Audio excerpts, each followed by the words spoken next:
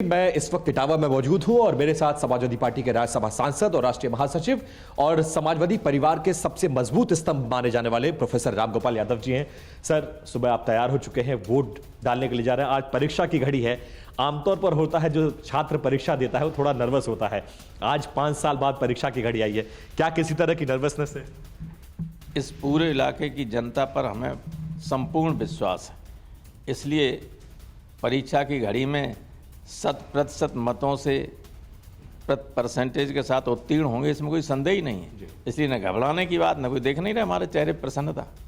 जनता का अपार समर्थन मिल रहा है। जैसा फर्स्ट फेज में मिला उससे भी बेहतर सेकंड में मिला और उससे भी बेहतर थर्ड में मिलेगा।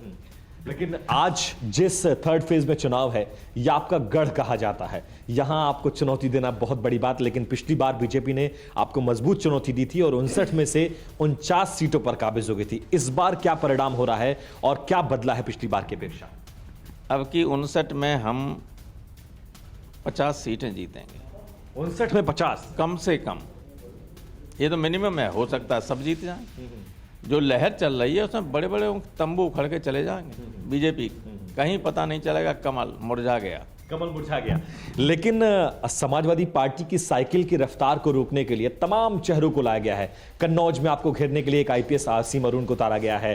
करहल में आपको रोकने के लिए एसपी सिंह बघेल को उतारा गया। क्या कोई चुनौती है आप मानते हैं? कोई चुनौती नहीं, इनकी जमानतें बच जाएं, ये बड़ी बात है। No challenge at all.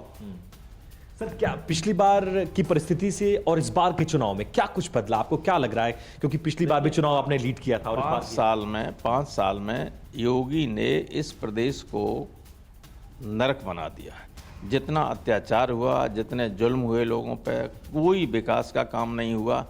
और कोड़ में खाज ये कि दिल्ली की सरकार ने महंगाई से लेके, बेरोजगारी से लेके किसी तरह का कोई काम उत्तर प्रदेश के लिए नहीं किया। महंगाई तो सारे देश को खाई गई पूरी।